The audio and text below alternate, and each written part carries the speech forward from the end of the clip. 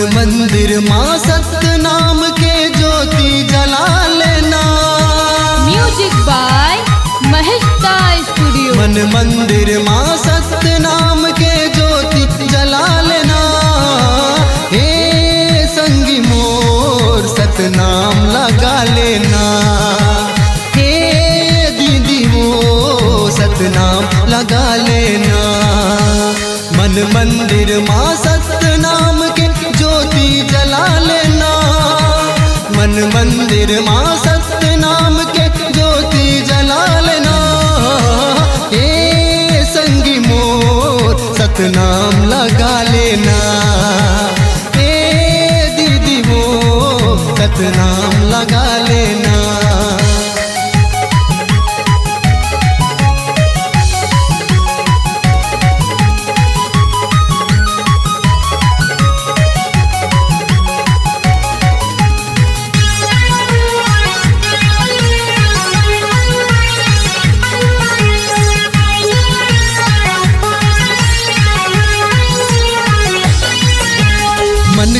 मन के एक बरोबर बहिनी है पर के नारी जी। छुआछूत है ये दुनिया के सबले बड़े बीमारी जी।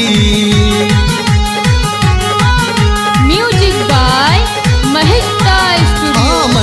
मन के एक बरोबर बहिनी है पर के नारी जी। छुआछूत है ये दुनिया के सबले बड़े बीमारी जी।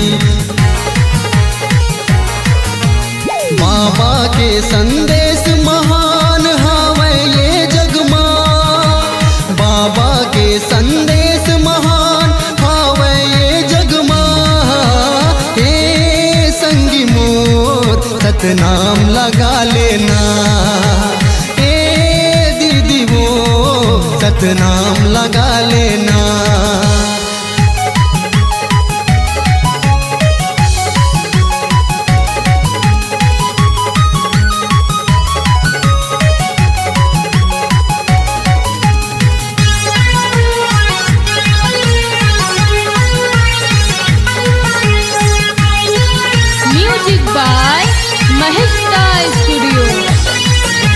सत्य नाम के मैं हो दीवाना, गाना के मैं गवैया जी।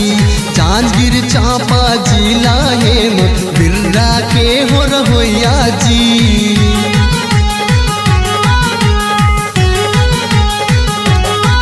हाँ सत्य नाम के मैं हो दीवाना, गाना के गवैया जी। जांजगीर चांपा जिला है बिरला के हो रहोया जी।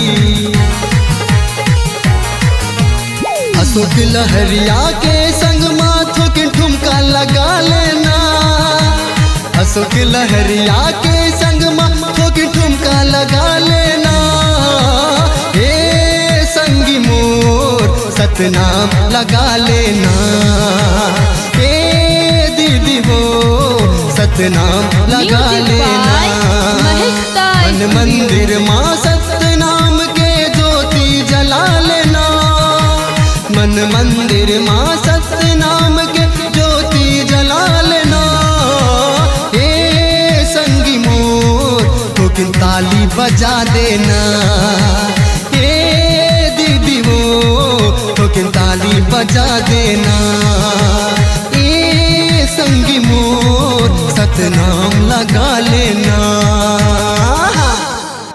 अगर आप अपनी आवाज को एक नया आयाम देना चाहते हैं तो चले आइए मल्टी ट्रैक डिजिटल रिकॉर्डिंग के लिए संपर्क करें HK म्यूजिक कंपनी, कोटा डबरी, चांपा, छत्तीसगढ़।